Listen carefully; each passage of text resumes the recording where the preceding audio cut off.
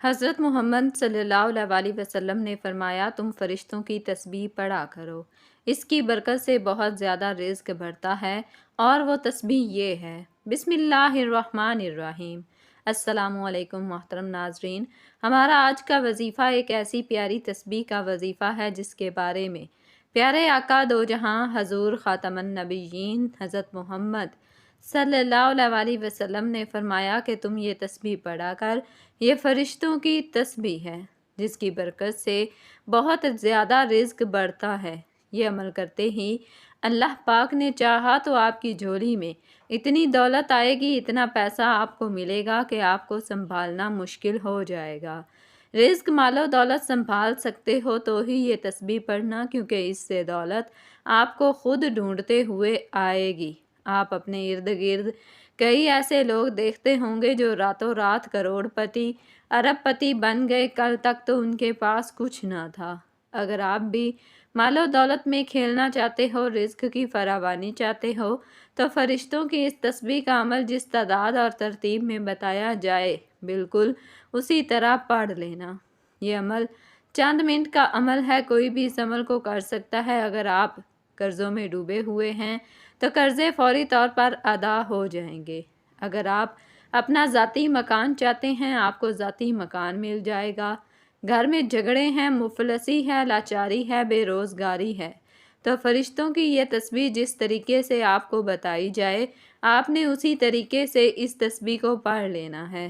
اپنی طرف سے تبدیلی نہیں کرنی۔ ایک ایک بات، ایک ایک لفظ سمجھیں، کس طرح کون سا وظیفہ کس ترتیب سے، کتنی تعداد میں، کس جگہ، کس وقت اور کس دن پڑھنا ہے۔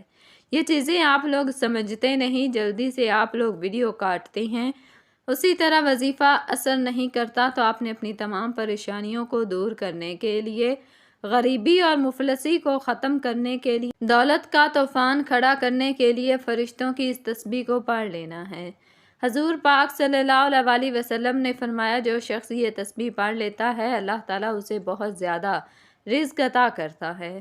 تو ناظرین، فرشتوں کی اس تسبیح کے بارے میں جاننے کے لیے گزارش ہے کہ ویڈیو کو آخر تک لازمی دیکھیے گا۔ محترم ناظرین، کوئی بھی وظیفہ ہو، کوئی بھی عمل ہو، کوئی بھی تسبیح ہو، یا کوئی بھی ذکر و اذکار ہوں، یہ تمام ذکر اللہ تعالیٰ کے انوار کی کنجی ہے، بصیرت کا آغاز ہے اور جمال فطرت کا اقرار ہے۔ یہ حصول علم کا جال ہے، یہ تماشا گاہ ہستی کی جلوہ آرائیوں اور حسن افرینیوں کا اقرار ہے۔ ذاکر کے ذکر میں، زاہد کی فکر میں خالق حقیقی کی جھلک نظر آتی ہے۔ یہ تمام اذکار دراصل خالق حقیقی سے رابطے کی ایک شکل ہے۔ سورہ العنکبوت کی آیت نمبر 45 میں ارشاد ربانی ہے: اور یقین کرو کہ اللہ کا ذکر ہر چیز سے بزرگ تر ہے۔ اللہ کے ذکر میں نماز، تلاوت قرآن، دعا، استغفار، ذکر، تسبیح سب شامل ہیں۔ بقول حافظ ابن القیم، ذکر اللہ کی بڑی عظمت، اہمیت اور برکات ہیں۔ ذکر اللہ سے اللہ کا قرب نصیب ہوتا ہے اور انسان کی روحانی ترقی ہوتی ہے۔ ذکر اللہ سے قلوب منور ہو جاتے ہیں۔ ذکر اللہ سے ہی وہ راستہ اور دروازہ جس کے ذریعے ایک بندہ بارگاہ الہی تک پہنچ سکتا ہے۔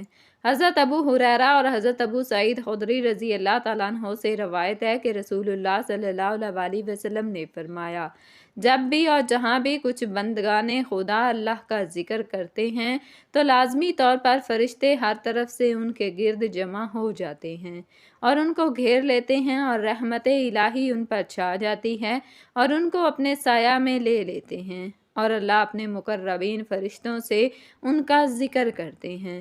تو ناظرین، اللہ کے ذکر کو اپنے دل میں بڑھاتے ہوئے اور اس کی مدد کی چنگاری کو اپنے اندر روشن کرتے ہوئے فرشتوں کی تسبیح کا عمل لے کر آپ کی خدمت میں حاضر ہوئے ہیں۔ اس تسبیح کو پڑھنے سے ہر مصیبت، دکھ، پریشانی ختم ہو جاتی ہے۔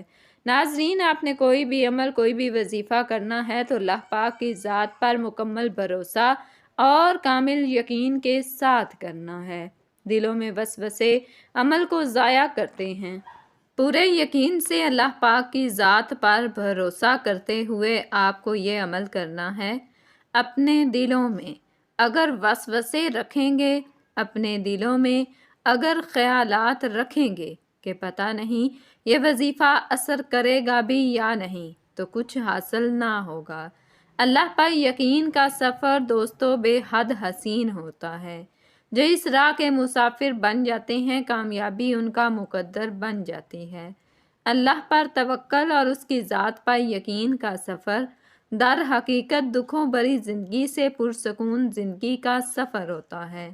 دوستو اللہ پر یقین کرنے والوں کو سکون قلب کی نعمت میسر ہوتی ہے، کیونکہ ان کا یقین ایسی ہستی پر ہوتا ہے جو اس پوری دنیا کا بادشاہ ہے، پالن ہار ہے، جو انسان اور حیوان، فضا میں اڑنے والے پرندوں، زمین پر بہتے ہوئے دریا اور سمندر میں بہتے ہوئے پانی میں تیرتی ہوئی رنگ برنگی مچھلیوں، حتیٰ کہ زمین پر چلتی ہوئی چھوٹی سی چھوٹی مخلوق کا بھی مالک اور پروردگار ہے، جس کے حکم کن فیکون سے مقدر بدل جایا کرتے ہیں۔ اور جانتے ہو کہ یقین کیا ہے؟ جب زندگی میں غموں کے گہرے بادل ہوں، روشنی کی امید نہ ہو، جب صحرا میں بھٹکنے والے مسافر کو ایک بوند پانی کی امید نہ ہو، جب زندگی میں خزاں ہی خزاں ہو اور بہار کی کوئی امید نہ ہو، اس وقت دل سے یہ آواز آنا کہ پریشان نہ ہو، اللہ ہے نا۔ اللہ پر یقین تو سمندر سے بھی زیادہ گہرا ہونا چاہیے۔ جتنے بھی مشکل حالات ہوں، جتنے بھی اندھیرے ہوں زندگی میں، پھر بھی توکل صرف اللہ پر ہونا چاہیے کہ ایک دن اس اندھیرے میں روشنی کی کرن ضرور چمکے گی۔ جو اللہ کی عظیم ذات پر کامل یقین رکھتے ہیں، فلاح اور کامیابی بھی انہی کے لیے ہوا کرتی ہے، تقدیر بھی انہی کی بدلا کرتی ہے۔ اس بارے میں سورہ آل عمران آیت نمبر 159 میں ارشاد ربانی ہے، ترجمہ: بے شک اللہ تعالیٰ بھروسہ کرنے والوں کو دوست رکھتا ہے۔ سورہ طلاق میں فرمان الہی ہے، اور جو اللہ پر بھروسہ کرے تو وہ اسے کافی ہے۔ سورۃ المائدہ میں فرمایا، اور اللہ ہی پر بھروسہ کرو اگر تمہیں ایمان ہے۔ سورۃ الانفال میں ارشاد ربانی ہے، سچے اہل ایمان تو وہ لوگ ہیں جن کے دل اللہ کا ذکر سن کر لرز جاتے ہیں، اور جب ان کے سامنے اللہ کی آیات پڑھی جاتی ہیں تو ان کا ایمان بڑھ جاتا ہے، اور وہ اپنے رب پر اعتماد کرتے ہیں۔ یہ بھی ذہن نشین رہے کہ اعتماد اور یقین اپنی کوشش پر نہیں بلکہ اللہ کی قدرت اور رحم و کرم پر ہو۔ ہمیشہ ہر معاملہ میں اللہ تعالیٰ پر اعتماد، ہر معاملہ میں اللہ پاک سے رجوع، اور ہر کام میں اللہ ہی کی محتاجی ہونی چاہیے۔ حضرت ابراہیم علیہ السلام کو جب آگ میں پھینکا جا رہا تھا، اس وقت بھی یہ کلمات ان کی زبان مبارک پر تھے، میرے لیے اللہ ہی کافی ہے اور وہ بہت اچھا کارساز ہے۔ اسی طرح سورۃ القصص میں حضرت موسیٰ علیہ السلام کی یہ دعا بھی کامل یقین کو ظاہر کرتی ہے، پروردگار جو خیر بھی تو مجھ پر نازل کر دے، میں اس کا محتاج ہوں۔ سورۃ النساء میں فرمایا، تو اے نبی صلی اللہ علیہ وسلم ان سے کہہ دو کہ میرے لیے اللہ ہی کافی ہے، کوئی معبود نہیں مگر وہ، اسی پر میں نے بھروسہ کیا اور وہ مالک ہے عرش عظیم کا۔ اسی طرح سورہ ابراہیم، سورۃ النحل، سورۃ الہود، سورۃ العنکبوت اور سورۃ المزمل میں بھی اللہ کریم عظیم پر توکل یقین کے بارے میں آیات مبارکہ موجود ہیں۔ حضرت عمر بن خطاب سے روایت ہے کہ رسول اللہ صلی اللہ علیہ وسلم کا فرمان عالی شان ہے کہ اگر تم اللہ پر اس طرح توکل اور بھروسہ کرو جس طرح توکل کرنے کا حق ہے، تو وہ تمہیں اس طرح رزق دے گا جیسے پرندوں کو رزق دیتا ہے۔ پرندے صبح سویرے خالی پیٹ نکلتے ہیں اور شام کو بھرے پیٹ واپس آتے ہیں۔ جب انسان اپنے رب پر اس قدر بھروسہ کر لیتا ہے کہ اس کے علاوہ کوئی بھی اس کی ضرورت پوری کرنے والا نہیں ہے، تو اللہ بھی اپنے بندے کو مایوس نہیں لوٹاتا۔ جو لوگ اللہ کے در کو چھوڑ کر دوسروں کے در سے مانگتے ہیں، کیا انہیں اللہ کی ذات پر تھوڑا سا بھی یقین نہیں ہے؟ کیا انہیں اس دنیا کے لوگوں پر اللہ کی ذات سے زیادہ بھروسہ ہے، جو ذات رات کو درختوں پر بیٹھے ہوئے پرندوں کو بھی نیند میں نیچے نہیں گرنے دیتی؟ وہ ذات انسان کو بے یار و مددگار کیسے چھوڑ سکتی ہے؟ اللہ پاک کی ذات تو رحیم و کریم ہے، انسان کو اس کی سوچ سے بڑھ کر عطا کرنے والی ہے۔ اللہ تو فرماتا ہے، اے میرے بندو مجھ سے مانگو، میں تمہیں عطا کروں گا، اور عطا بھی ایسا کروں گا کہ تم حیران رہ جاؤ گے۔ لیکن دوستو، ہم انسان ہی بے وفا ہیں، جو در در پر جا کر سر جھکاتے ہیں، اللہ کو چھوڑ کر اللہ کے بنائے ہوئے بندوں سے مانگتے ہیں۔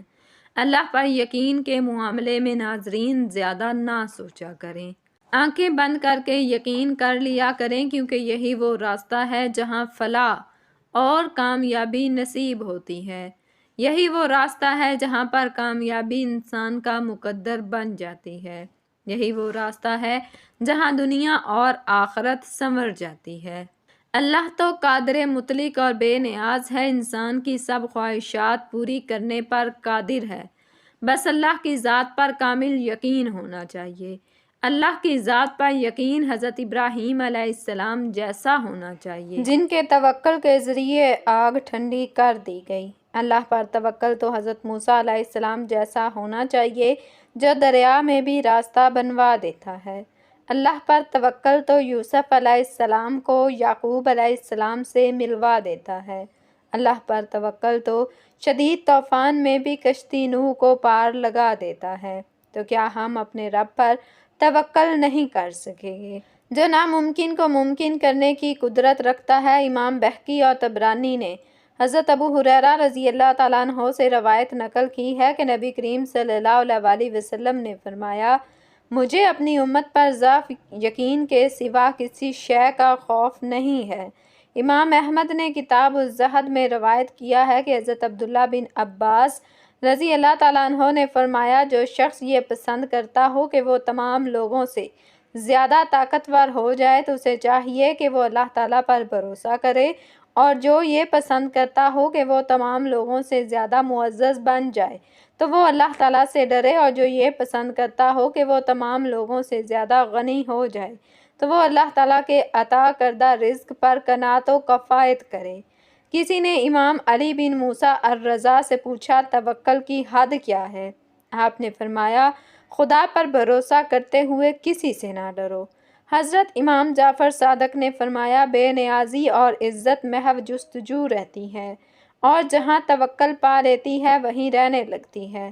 توکل کے بارے میں متعدد احادیث قدسیہ اور روایات فرمودات اہل بیت اور صحابہ کرام رضوان اللہ تعالیٰ علیہم اجمعین موجود ہیں۔ اس تحریر کا مقصد یہ واضح کرنا ہے کہ اللہ تعالیٰ پر مکمل بھروسہ اور یقین ہی مضبوط ایمان کی نشانی ہے، اور اسی میں دنیاوی مشکلات کا حل اور اخروی راحت کا راز پوشیدہ ہے۔ لیکن اس کے لیے اللہ تعالیٰ نبی کریم صلی اللہ علیہ وسلم اور قرآن کریم پر مضبوط اور مکمل یقین بنیادی شرط ہے، اور اس کے لیے قرآن کریم کی سورہ یاسین کی آیت نمبر 82 ہی کافی ہے کہ جس میں ارشاد ربانی ہے ترجمہ، اور وہ جب کسی کام کا ارادہ کرتا ہے تو کہتا ہے ہو جا، اور وہ ہو جاتا ہے۔ تو جب سب کام اللہ تعالیٰ کے حکم سے ہی منسلک ہیں اور اس کے حکم اور منشا کے بغیر کچھ بھی نہیں ہو سکتا، تو پھر اللہ پاک پر توکل اور بھروسہ اور یقین محکم نہ کرنے میں کیا امر مانع ہو سکتا ہے؟ وہی خالق و مالک اور پروردگار ہے، تمام کائنات اس کے تابع ہے، بادشاہ ہے، فقیر ہے، سب اس کے محتاج ہیں، تو پھر اس کو چھوڑ کر انسان کی محتاجی کرنا بدبختی نہیں تو اور کیا ہے؟ اللہ کریم ہم سب کو تقویٰ اور مکمل توکل نصیب فرمائے، آمین۔ ناظرین، ہمیشہ اپنی عقل سے زیادہ اللہ کی ذات پر بھروسہ کرو، کیونکہ اللہ پر پختہ یقین سخت اندھیرے میں بھی روشنی پیدا کر دیتا ہے۔ اللہ پاک کہیں نہ کہیں سے راستہ نکال ہی دیتا ہے، کیونکہ اللہ پاک اپنے بندوں کو پریشان نہیں دیکھ سکتا۔ وہ تو ایسی ایسی جگہوں سے انسان کو نوازتا ہے کہ انسان تصور بھی نہیں کر سکتا۔ دعائیں موجوں کا باعث بنتی ہیں، اور رب کے حکم کن فیکون سے تقدیر بدل جایا کرتی ہے۔ بس صبر اور اللہ پر بھروسہ ضروری ہے۔ اللہ پر یقین اتنا کامل ہونا چاہیے کہ اللہ کبھی بھی دوسرا دروازہ کھولے بغیر پہلا دروازہ بند نہیں کرتا۔ دوستو، اگر اللہ پر یقین پختہ ہو جائے تو معاشرے سے بہت سے گناہوں کا خود بخود خاتمہ ہو جائے۔ اگر اس بات پر یقین آ جائے کہ قسمت میں لکھا ہوا رزق کسی دوسرے کے پاس نہیں جا سکتا، تو کبھی انسان دوسرے کے حق پر ڈاکہ نہ ڈالے، کبھی قتل جیسا کبیرہ گناہ نہ کرے، کبھی یتیموں کا مال ہڑپ نہ کرے۔ اللہ پر یقین کرنے والے کبھی بھی زندگی کی مشکلات سے گھبرایا نہیں کرتے، زندگی میں چھائے ہوئے غموں کے بادلوں سے پریشان نہیں ہوا کرتے، کیونکہ ان کا یقین واحدہ یکتا رب پر ہوتا ہے، جہاں بڑی سے بڑی مشکل بھی آسان ہو جایا کرتی ہے۔ غموں کے چھائے ہوئے بادل خوشیوں کی کرنوں میں بدل جایا کرتے ہیں۔ انسان جب دل اللہ کی رضا پر راضی رہنے اور شکر کرنے کی عادت ڈال لے تو سکون مقدر ہو جاتا ہے۔ جن کا بھروسہ اللہ پر ہو ان کی منزل فلاح اور کامیابی ہے۔ اس لیے ناظرین محترم، آپ جب بھی کوئی وظیفہ شروع کریں اس کے لیے آپ کا اپنے رب پر کامل یقین ہونا بے حد ضروری ہے۔ اگر آپ اللہ تعالیٰ پر یقین رکھتے ہوئے یہ وظیفہ کریں گے تو انشاءاللہ کامیابی آپ کا مقدر ہوگی۔ ناظرین، آپ لوگ اللہ پاک کا نام پڑھو، قرآنی آیات پڑھو، اور ایسا ہو نہیں سکتا کہ آپ کو فائدہ نہ ہو۔ لیکن آپ لوگ ایک تو جلد بازی میں وظائف پڑھتے ہیں، اوپر سے آپ لوگ بے دلی سے اور بے ترتیبی سے، اور آپ کو یقین نہیں ہوتا، دلوں میں وسوسے ہوتے ہیں کہ پتہ نہیں یہ وظیفہ اثر کرے گا یا نہیں کرے گا۔ اس طرح نہ کریں، آپ کا وظیفہ اس طرح کرنے سے کبھی اثر نہیں کرے گا۔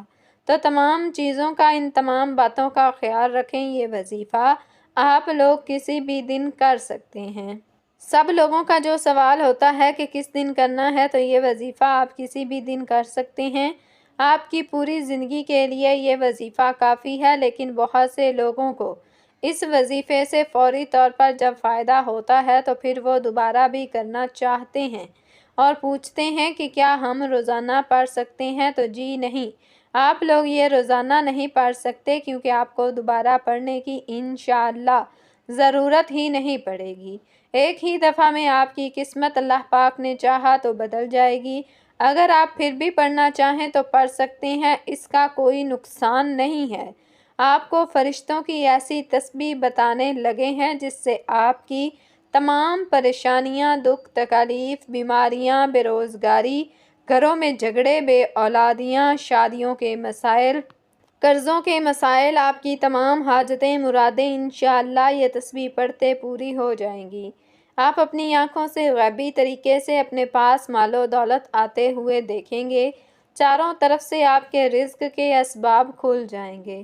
رزق کے بند دروازے فوری طور پر انشاءاللہ اللہ پاک کھول دیں گے۔ ناظرین، وظیفہ پڑھنے سے پہلے سکون سے بیٹھ جائیں۔ آپ لوگ اس وظیفے کو پڑھنے سے پہلے جب سکون سے بیٹھ جاؤ، سکون سے بیٹھ کر ایک مرتبہ درود پاک پڑھ لینا، صرف ایک مرتبہ۔ سب سے پہلے وظیفہ شروع کرنے سے پہلے آپ کو جو کام کرنا ہے، ایک مرتبہ آپ کو درود پاک پڑھنا ہے اور ایک مرتبہ درود پڑھ کر اس وظیفے کو شروع کرنا ہے۔ جب ایک مرتبہ درود پاک پڑھ لیں تو اس کے بعد آپ نے چھوٹے چھوٹے 2 سے 3 وظائف پڑھنے ہیں جو بالکل ہی آسان ہیں۔ جن کو پڑھنا نہیں بھی آتا وہ بھی سن کر اس عمل کو کر سکتے ہیں۔ تو ایک مرتبہ آپ نے درود پاک پڑھنا ہے۔ درود پاک آپ کوئی سا بھی پڑھ سکتے ہیں۔ صلی اللہ علیہ وآلہ وسلم پڑھ لیں یا صلی اللہ علی محمد پڑھ لیں۔ درود ابراہیمی پڑھ لیں تو اس کی تاثیر زیادہ ہے۔ ثواب کے طور پر ایک مرتبہ میرے ساتھ بھی درود پاک پڑھ لیں۔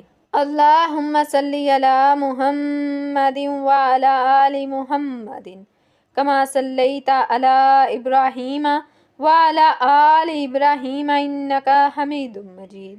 اللہم بارک علی محمد وعلی آل محمد کما بارکت علی ابراہیم وعلی آل ابراہیم انک حمید مجید۔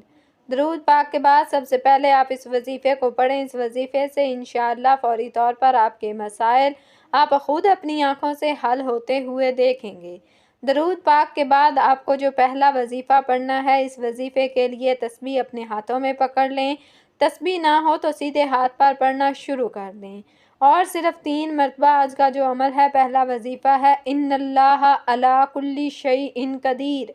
صرف 3 مرتبہ آپ کو یہ وظیفہ پڑھنا ہے۔ 3 مرتبہ جب اس وظیفے کو پڑھ لیں تو دوسرے نمبر پر آپ کو جو وظیفہ پڑھنا ہے یہ دونوں وظائف ملا کر پڑھیں گے تو ایک شمار ہوگا۔ کس طرح پڑھیں گے کہ تسبیح کے دانوں پر آپ پڑھ لیں یا ہاتھوں کی انگلیوں پر پڑھ لیں۔ یہ وظیفہ یا حیو یا قیوم کا ہے، آپ لوگوں کو 7 مرتبہ پڑھنا ہے۔ دونوں وظائف کو ملا کر پڑھیں گے تو ایک شمار ہوگا۔ اس طرح آپ کو 7 مرتبہ یا حیو یا قیوم کا وظیفہ پڑھ لینا ہے۔ اس کے بعد تیسرا وظیفہ سورہ کوثر کا ہے۔ سورہ کوثر 11 مرتبہ آپ نے پڑھنی ہے۔ اِنَّا أَعْطَيْنَاكَ الْكَوْثَرَ فَصَلِّ لِرَبِّكَ وَانْحَرْ إِنَّ شَانِئَكَ هُوَ الْأَبْتَرُ۔ اور آخری وظیفہ جو آپ کو پڑھنا ہے وہ ایک تسبیح ہے جو اللہ تعالیٰ کو بہت عزیز ہے۔ یہ تسبیح فرشتوں کی تسبیح ہے جسے فرشتے بھی پڑھتے ہیں، اور وہ تسبیح ہے سبحان اللہ و بحمدہ سبحان اللہ العظیم۔ ناظرین، یہ تسبیح اللہ تعالیٰ کو بہت پیاری ہے۔ اللہ تعالیٰ کے عظیم انعامات میں سے ایک انعام یہ تسبیح بھی ہے۔ تسبیح کہتے ہیں اللہ تعالیٰ کی شان اور پاکی بیان کرنا۔ سبحان اللہ و بحمدہ سبحان اللہ العظیم۔ یہ تسبیح اللہ تعالیٰ کا وہ ذکر ہے جس کی سلطنت 7 آسمانوں کے اوپر تک پھیلی ہوئی ہے، اور قرآن عظیم الشان کی 7 مبارک سورتوں کا آغاز تسبیح سے ہوتا ہے۔ حضرت سیدنا نوح علیہ السلام نے اپنے بیٹے کو تسبیح کی تاکید فرمائی تھی کہ بیٹا سبحان اللہ و بحمدہ سبحان اللہ العظیم کو ہمیشہ لازمی پکڑ لینا۔ یہ وہ کلمہ ہے جس کی برکت سے تمام مخلوق کو روزی ملتی ہے۔ حضرت سیدنا ابو بکر صدیق رضی اللہ تعالیٰ عنہ کے پاس ناظرین ایک بڑے بالوں والا پرندہ لایا گیا۔ ارشاد فرمایا کہ اس نے تسبیح چھوڑ دی اس لیے پکڑا گیا۔ سبحان اللہ و بحمدہ سبحان اللہ العظیم، اس تسبیح میں گناہوں کی پاکی بھی ہے۔ صرف 100 بار سبحان اللہ و بحمدہ سبحان اللہ العظیم پڑھا جائے تو سمندر کی جھاگ کے برابر گناہ معاف ہو جاتے ہیں۔ تسبیح میں جنت کی آبادی بھی ہے کہ ایک بار صبح پڑھنے سے جنت میں اپنی ملکیت کا ایک درخت لگ جاتا ہے، اور درخت بھی کوئی معمولی نہیں بلکہ میلوں کی مسافت تک پھیلا ہوا درخت۔ اس تسبیح میں حشر کے دن کا سامان بھی ہے۔ ارشاد فرمایا کہ سبحان اللہ و بحمدہ سبحان اللہ العظیم آدھے میزان کو بھر دیتا ہے اور باقی کو الحمدللہ بھر دیتا ہے۔ ناظرین، ایک بزرگ کے پاس ایک شخص نے روزی کی تنگی کی شکایت کی تو انہوں نے فرمایا کہ ہر نماز کے بعد سبحان اللہ و بحمدہ سبحان اللہ العظیم 100 بار پڑھو۔ وہ صاحب زندہ دل انسان تھے، اور زندہ دل وہ ہوتا ہے جس کے دل میں اللہ تعالیٰ کا ذکر ہو اور جو دل کی توجہ سے اللہ تعالیٰ کا ذکر کرتا ہو۔ انہوں نے دل کی توجہ سے یہ عمل شروع کیا، مگر ایک ہفتے بعد ان بزرگوں کے پاس آئے اور کہنے لگے کہ یہ وظیفہ بند کرنے کی اجازت چاہتا ہوں، کیونکہ اب تو زمین کے خفیہ خزانے بھی مجھے نظر آنے لگے ہیں۔ سبحان اللہ۔ ناظرین، جو لوگ عقل مند ہوتے ہیں وہ خزانوں کا مالک بننے سے ڈرتے ہیں۔ کون سنبھالے، کون اتنی فکر اٹھائے، کون اتنا حساب دے، کون اتنے حقوق پورے کرے۔ انسان کی ضرورت تو کچھ مال سے پوری ہو جاتی ہے، اس سے زائد مال اس لیے ملتا ہے تاکہ انسان اللہ تعالیٰ کے ہاں اس کے ذریعے سے بڑے بڑے درجات حاصل کرے۔ اگر یہ نیت نہ ہو تو ضرورت سے زائد مال انسان کو مسلسل ڈستا رہتا ہے، ذلیل اور کمزور کرتا رہتا ہے، پاگل اور نااہل بنا دیتا ہے، بیماری اور مصیبتوں میں ڈالتا رہتا ہے۔ عرض یہ کر رہے ہیں کہ تسبیح بڑی نعمت ہے۔ اللہ تعالیٰ جس بندے کو اس کی توفیق عطا فرما دے، یہ اللہ تعالیٰ کا اس بندے پر بڑا احسان ہوتا ہے۔ قرآن کریم میں جگہ جگہ حکم دیا گیا ہے کہ اللہ تعالیٰ کی تسبیح کرو، اور بتایا گیا کہ تسبیح اللہ تعالیٰ کے مقررین کا وظیفہ ہے، ہر طرح ہی بندے کو اللہ تعالیٰ کے قریب کرتی ہے۔ تو ناظرین، آج کے اس عمل میں آخری جو وظیفہ آپ نے پڑھنا ہے وہ یہ تسبیح ہے سبحان اللہ و بحمدہ سبحان اللہ العظیم۔ ناظرین، اس کو آپ نے 100 مرتبہ پڑھنا ہے، اور اس کے بعد اتنا ہی درود پاک پڑھنا ہے جتنا وظیفہ شروع کرنے سے پہلے پڑھا تھا۔ اس کے بعد ہاتھ اٹھا کر اللہ پاک سے جو بھی حاجت ہو، مراد ہو، پریشانیاں ہوں، اس کے لیے دعا مانگ لیں۔ انشاءاللہ آپ کے تمام مسائل حل ہو جائیں گے۔ آپ کے لیے رزق، مال و دولت کے ڈھیر لگ جائیں گے۔ اللہ تعالیٰ آپ کے رزق میں برکت اور کشادگی عطا فرما دے گا۔ دعا ہے کہ اللہ تعالیٰ میرا سنانا اور آپ کا سننا اپنی پاک بارگاہ الہی میں قبول و منظور فرمائے۔ ناظرین گزارش ہے کہ اللہ تعالیٰ کے 99 ناموں میں سے کوئی ایک نام لکھ کر کمنٹس میں ضرور شیئر کریں۔ اللہ تعالیٰ ہم سب کا حامی و ناصر ہو، آمین۔ جزاکم اللہ خیراً کثیرا۔ السلام علیکم ورحمۃ اللہ وبرکاتہ۔